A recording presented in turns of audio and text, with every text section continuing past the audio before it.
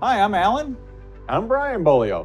And we are going to be talking on December 12th about something that's near and dear to our heart, the Depression of the 2030s. Right, we have a webinar coming up at 2:30 Eastern Time on December 12th.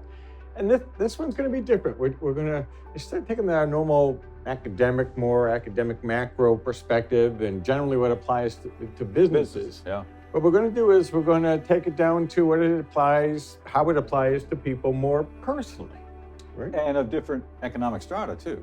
Right, and generations. So no matter what your income, no matter your age, we're going to be focusing on things that we think will help you prepare and then prosper, do the best you can, at least, through a depression, depending on your situation. So this is much more broad in base rather than a business focus. And we get the question, well, what does this mean if you're a boomer? What does it mean if you're a Gen Xer? What does it mean if you're a millennial? And those are very legit questions. We're getting a lot that has to do with timing of retirement, investment advice for individuals. And that's not our particular realm of expertise, but we know some people in that area that we can tap into to bring in some of that info. We certainly can. And we've received questions from the last webinar we did that we haven't been able to finish answering all of those. We've certainly tackled them.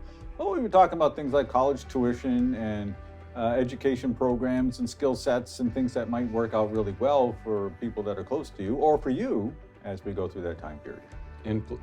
Investment properties. And another one I've been getting more recently, Alan, because the prospect of deflation is so real.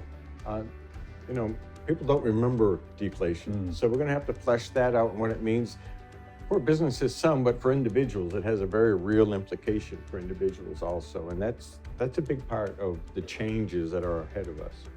It certainly will affect a lot of people's buying patterns and thinking and planning for the future. So we've got to make sure we cover all of that. So there's a lot in there, and we think that you will certainly enjoy learning it, even if you don't enjoy the experience of the 2030s. If you are prepared, if you plan, you'll find that it is not anything more than a growth experience, and in many ways, a opportunity to propel yourself to a better future financially.